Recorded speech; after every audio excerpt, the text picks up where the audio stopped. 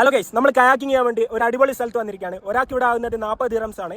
അതും unlimited time. കയാക്കിങ്ങിന്റെ വിശേഷങ്ങളൊക്കെ ആയിട്ട് ഇന്നത്തെ വീഡിയോ കണ്ടോക്കാം. Let's go.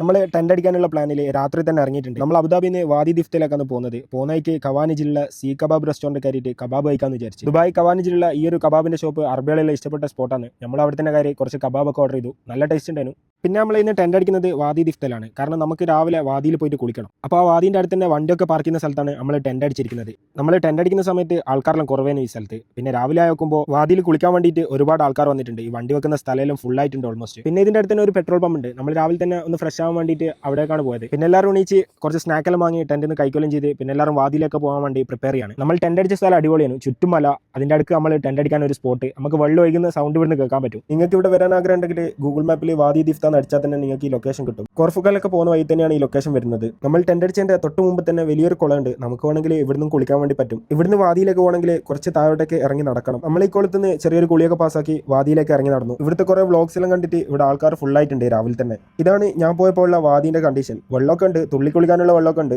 രാവിലെ തന്നെ ആയതുകൊണ്ടാണോ എന്നറിയില്ല, വെള്ളത്തിന് നല്ല തണുപ്പുണ്ടായിരുന്നു. ഇനി മഴ പെയ്താൽ ഇതുപോലെ ഒരുപാട് വാദികൾ യുഎയിൽ ഓപ്പൺ ആകാനുണ്ട്. നാട്ടിൽ മഴക്കാലത്ത് തോട്ട് പോയി തുള്ളി കുളിക്കുന്ന ഫീലൊന്നും കിട്ടൂലെങ്കിലും നമ്മൾ പ്രവാസിയൊക്കെ ചെറിയൊരു ആശ്വാസമാണ് ഇതേപോലത്തെ വാദികൾ. വാദിയിൽ നിന്നുള്ള കുളിയെല്ലാം കഴിഞ്ഞ് ഫുഡും കഴിച്ച് അവിടെ നിന്ന് ഒരു മണിക്കൂർ യാത്ര ചെയ്താൽ കയാക്കിംഗ് ചെയ്യാനുള്ളൊരു സ്പോട്ട് ഉണ്ട്. അൽക്കോർ കയാക്ക് എന്നാണ് ഇതിന്റെ പേര്. ഒരാൾക്ക് ഇവിടെ കയാക്കിങ്ങിന് വേണ്ടി വരുന്നത് 40 ദിറംസ് ആണ്. അത് നമുക്ക് ഈ ഒരു ഡാമിൽ അൺലിമിറ്റഡ് ആയിട്ട് എത്ര സമയം വേണമെങ്കിലും കയാക്കിംഗ് ചെയ്യാൻ പറ്റും. വലിയൊരു ഡാമാണ്, അതിലാണ് നമുക്ക് കയാക്കിംഗ് വരുന്നത്. ചെറിയ ചെറിയ മലകളുണ്ട് ഇതിൻ്റെ ഇടയ്ക്ക്. അതിൽ തന്നെ ജീവിക്കുന്ന മാനുകളൊക്കെ നമുക്ക് ഇവിടെ കാണാൻ പറ്റും. നമ്മൾ കയാക്കിംഗ് ചെയ്യുന്നതിൻ്റെ ഇടയ്ക്ക് ഒരു ചങ്ങാൻ്റെ ബോട്ട് അൺഎക്സ്പെക്റ്റഡ് ആയിട്ട് മറിഞ്ഞിരിക്കുന്നു. സേഫ്റ്റി ജാക്കറ്റ് ഇട്ടുകൊണ്ട് സീനൊന്നുമില്ല, മുങ്ങിപ്പോയില്ല. അതേപോലെ അവിടെ കുറേ ഗാർഡ്സ് ഉണ്ട്. നമുക്ക് എന്തെങ്കിലും പറ്റുമ്പോഴത്തേക്ക് അവർ വരും. അവരിങ്ങനെ ചുറ്റി കളിക്കുന്നുണ്ട് അവിടെ തന്നെ. പിന്നെ ഒരു വന്ന് ഓരോ ബോട്ടിലാക്കിയിട്ട് നമ്മളാ കൊണ്ടുപോയിക്കോളും. വേറെ സീനൊന്നുമില്ല. നല്ലൊരു എക്സ്പീരിയൻസ് ആണ് ഇവിടെ നിന്നുള്ള കയാക്കിംഗ്. പറ്റുന്നവരൊക്കെ വന്ന് ചെയ്ത് നോക്കുക, അടിപൊളിയാണ്. കോർഫുഖാൻ ബീച്ചിൻ്റെ ഒക്കെ തൊട്ടടുത്തായിട്ടാണ് ഇത് വരുന്നത്. നിങ്ങൾ കോർഫുഖാൻ ബീച്ചിൽ വരുന്നുണ്ടെങ്കിൽ നിങ്ങൾക്ക് അവിടെ നിന്ന് ഇവിടത്തേക്ക് അടുത്താണ്. അൽ റാഫിസ ഡാം എന്നാണ് ഇതിന്റെ പേര്, ഡാമിന്റെ.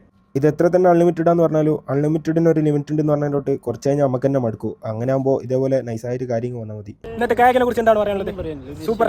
അവിടുന്ന് തിരിച്ച് ദുബായിലേക്ക് പോകുന്ന വൈക്കിനാണ് ഹോസ് ഫാം വരുന്നത്. പിന്നെ നമ്മൾ ഹോസ് ഫാമിലൊന്ന് കയറി ചെറിയൊരു കുതിര റൈഡെല്ലാം കഴിഞ്ഞ് നേരെ തിരിച്ച് ഫുഡ് കഴിക്കാൻ വേണ്ടി വിട്ടു.